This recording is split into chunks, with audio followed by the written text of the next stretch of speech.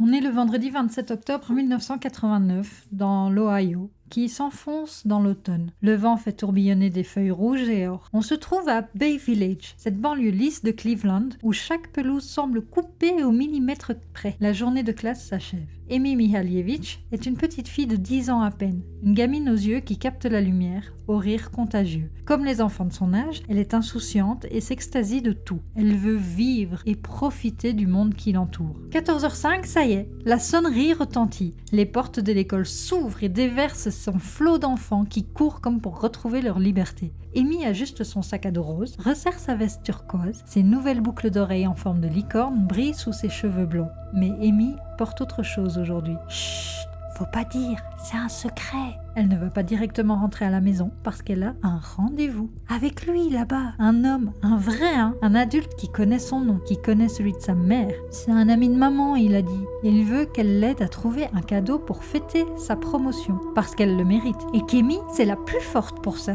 Mais soyons clairs, c'est un piège, méthodique, froid, calibré, imparable. Dans 3 heures, sa photo sera placardée partout. Dans 103 jours, son corps sera retrouvé. Et 35 ans plus tard, en 2025, son meurtrier court toujours. C'est l'histoire d'une enfant qui a fait confiance une fois de trop. C'est l'histoire d'une enquête qui continue de hanter l'Ohio. Bay Village, 1989. Ici, on est bien. On est entre gens de confiance. Ici, on est dans une de ces communautés où les portes restent déverrouillées, où chacun connaît le prénom des enfants du voisin. Un havre de paix au bord du lac Erie. Un petit village à taille américaine. Amy traverse le parking de l'école et s'arrête près d'un lampadaire. Des camarades la voient. Elle parle à un homme, grand, ordinaire, cheveux châtains ou blonds, costume propre, l'air banal. C'est bizarre, ils ne la connaissent pas et tout le monde sait qu'on ne doit pas parler aux inconnus. Après seulement quelques mots échangés, Amy le suit. C'est la dernière fois qu'on la verra vivante. 16h30, Margaret Mihalievich rentre du travail, pousse la porte de sa maison et appelle sa fille pour qu'elle lui raconte sa journée. Le silence l'accueille. C'est inhabituel. Amy est une petite fille qui ne cesse jamais de parler. Elle fait alors le tour de la maison et commence à s'inquiéter. Vous savez,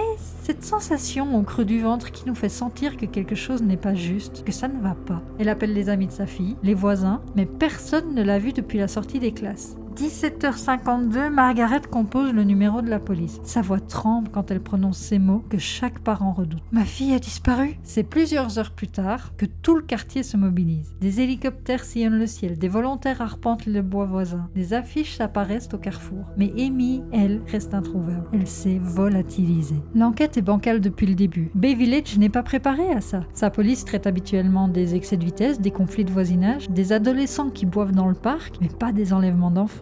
Les témoins cruciaux ne sont interrogés que tardivement et les descriptions du suspect varient. Âge entre 25 et 40 ans, cheveux bruns, peut-être blonds, très distinctif. Aucun, enfin juste un homme quoi. Pourtant les amis d'Amy parlent. Elle révèle son secret. Amy leur avait dit qu'elle allait rencontrer un homme après l'école. Un homme qui l'avait appelé plusieurs fois à la maison. Il travaille avec ma maman, avait-elle confié. Et puis il y a eu cette erreur fatale révélée en 2010 par le FBI. Avant la disparition d'Amy, d'autres fillettes avaient reçu des appels similaires. Un homme poli, se présentant comme un collègue de leur mère, utilisant l'argument de vouloir faire un cadeau surprise et que elle seule saura trouver le meilleur des cadeaux, toutes entre 8 et 12 ans, toutes blondes, toutes avec des mères récemment divorcées ou séparées qui venaient de changer de travail. Mais personne ne fait le lien à temps. Les appels ne sont pas tracés. Les témoignages restent isolés et l'homme, lui, il finit par atteindre sa cible. Ce n'était pas un hasard, c'était un mode opératoire, une sélection, une chasse. Le lendemain, le FBI débarque, les médias affluent, la machine s'emballe enfin. Trop tard. Si on doit parler d'Amy, de qui elle est, de son profil, on commencerait par dire qu'Amy est née le 11 décembre 1978, que ses parents sont séparés depuis 6 ans, mais qu'ils ont su rester en bons termes pour elle et son frère Jason, que c'est une écolière brillante, une amie loyale. D'ailleurs, sa meilleure amie raconte qu'en 4e année, Amy avait défendu une camarade en surpoids contre les moqueries. C'est tout à fait elle, ça. Elle déteste l'injustice et se met instinctivement du côté des plus vulnérables. Sa chambre, un véritable sanctuaire dédié aux chevaux. Posters, figurines, livres d'équitation, il n'y en a que pour ces animaux. D'ailleurs, elle rêve de devenir vétérinaire. Mais revenons à la question essentielle. Comment ce type connaissait-il son prénom, le nom de sa mère et sa récente promotion? L'enquête se tourne alors vers le Lake Erie Nature and Science Center. Où est le rapport, me direz-vous? C'est simple, Amy s'y rend souvent. Elle s'est d'ailleurs récemment inscrite à un concours pour gagner une visite spéciale du centre. Pour participer, elle a dû remplir un formulaire. Et vous l'aurez compris, sur ce formulaire, il faut mettre son nom, son adresse, son téléphone. Ce registre est public, exposé sur un comptoir, accessible à tous. Une mine d'or pour un prédateur méthodique. Entre le 27 octobre 1989 et le 8 février 1990, l'Amérique retient son souffle.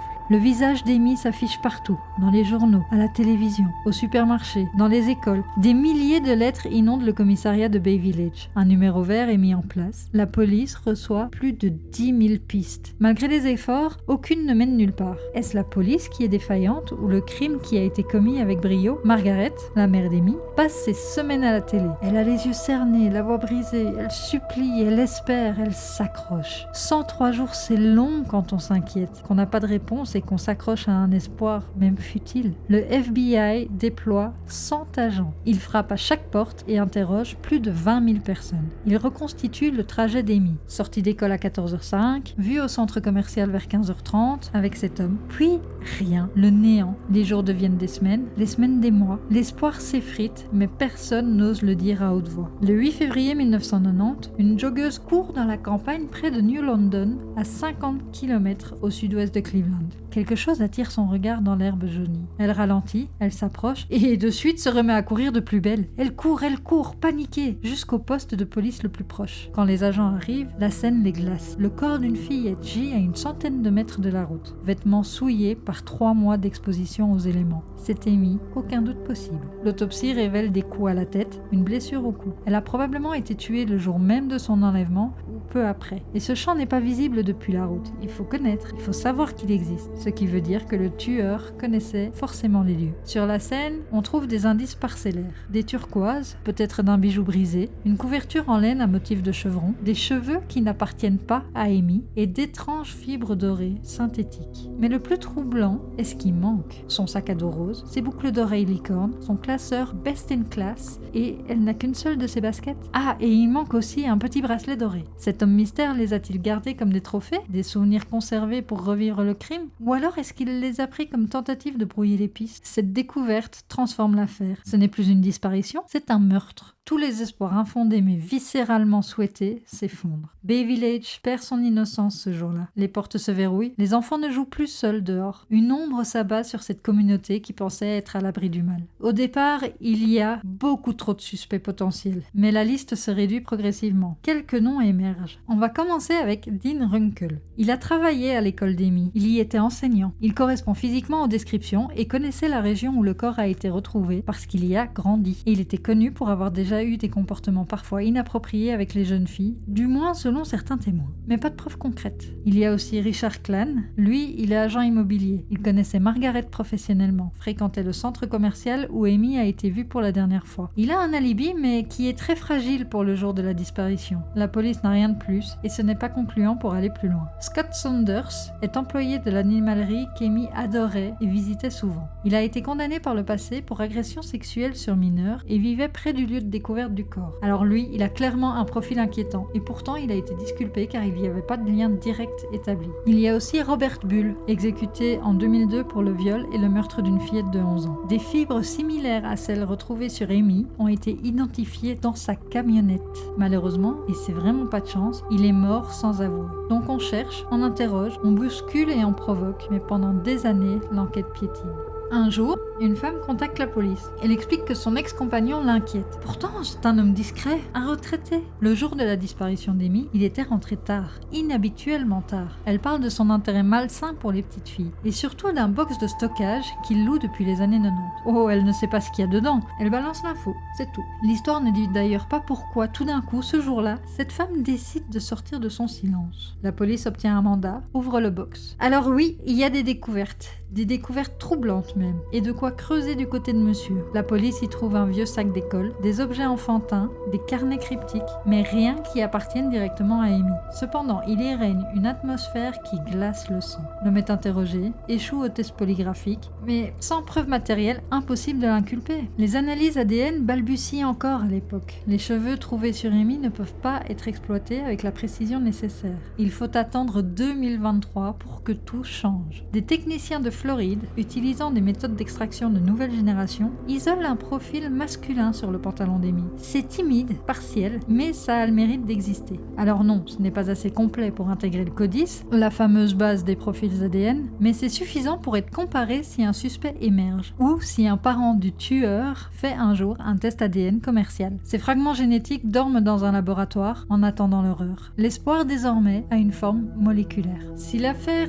reste non résolue en 2025, c'est en grande partie à cause des négligences initiales. On commencera par ce fameux registre du Lake Erie Center exposé au public, une faille béante dans la protection des enfants. Que leur identité soit laissée comme ça, au vu et au su de tous, impensable de nos jours. On a tous ces appels suspects reçus par les autres fillettes qui n'ont jamais été croisées ni analysées ensemble. Ce sont des pièces de puzzle laissées éparses. On notera aussi ce portrait robot, jamais finalisé, ces témoignages contradictoires, jamais réconciliés, ces objets manquants qui auraient pu être retrouvés avec des recherches un peu plus approfondies. Et surtout, cette fixation sur les marginaux, les déviants connus, les prédateurs identifiés, alors que l'homme qui a pris Amy était peut-être là, sous leurs yeux, socialement intégré et insoupçonnable. Alors lui, il a choisi sa cible avec précision. Il l'a manipulée sans violence, a opéré en plein jour, dans un lieu public, à visage découvert, avec une assurance diabolique. Il a transporté son corps vers un endroit qu'il connaissait intimement. Ce n'est, vous l'aurez compris, pas un crime d'impulsion, mais bien un acte planifié, méthodique, presque clinique dans son exécution.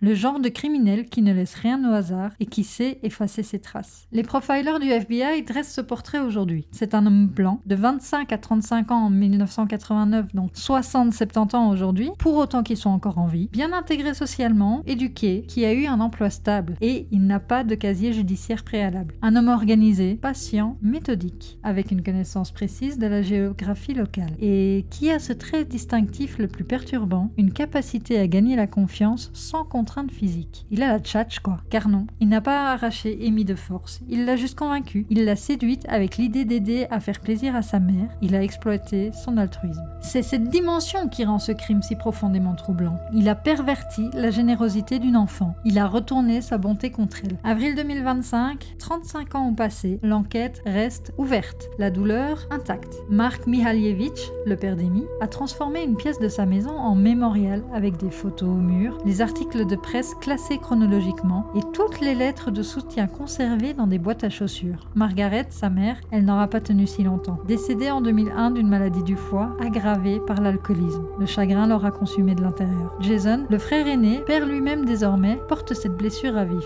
Il explique que ses enfants connaissent l'histoire de leur tante Amy parce qu'il veut qu'ils sachent qui elle était, pas juste comment elle est morte. Bay Village a changé, mais l'héritage d'Amy dépasse le traumatisme. Grâce à elle, l'Ohio a renforcé ses lois sur les crimes contre les enfants. Le système Amber Alert, qui diffuse immédiatement l'information en cas d'enlèvement, doit beaucoup à des cas comme le sien. Des programmes éducatifs apprennent aux enfants à reconnaître les situations dangereuses, à dire non, à fuir, à crier. C'est tellement important et on n'imagine pas combien de vies ont été sauvées depuis qu'on apprend ça aux enfants. Une bourse au nom d'Amy est attribuée chaque année à un élève qui incarne ces qualités. Courage, gentillesse, empathie. Chaque 27 octobre, une veillée aux chandelles réunit des centaines de personnes dans le parc où Amy jouait. Certains l'ont connue, d'autres nés après sa mort ont grandi avec son histoire. Le FBI maintient l'affaire active, considère ce cold case comme prioritaire. De nouveaux enquêteurs reprennent régulièrement le dossier. Amy Rose Mihalievich, un nom gravé dans la mémoire de l'Ohio. Une petite fille qui aimait les chevaux et défendait les plus faibles. Une enfant qui n'a pas eu le temps de grandir, d'aimer, de devenir. Quelque part peut-être, un homme vit avec ce secret. Dort-il paisiblement? A-t-il fait d'autres victimes? Ou a-t-il emporté ce secret dans la tombe? Était-ce ce Robert Bull, exécuté en 2002, qui n'a jamais rien avoué? Ce qu'il reste d'Amy, c'est une photo aux couleurs passées. Une voix fragile sur une cassette familiale, usée à force d'être écoutée. Un dossier qui ne se ferme pas, dans une boîte, dans un tiroir, chez quelqu'un. Ce que l'histoire d'Amy nous rappelle, c'est aussi notre responsabilité collective, la fragilité de l'innocence, notre devoir de protéger les plus vulnérables. Si les filles avaient osé parler à l'époque, peut-être que tout aurait été différent. Car tant qu'il y aura des gens pour se souvenir, des enquêteurs pour chercher, une famille pour réclamer justice, l'espoir persistera. Et un jour peut-être, la vérité émergera enfin des ombres où elle se cache depuis trop longtemps.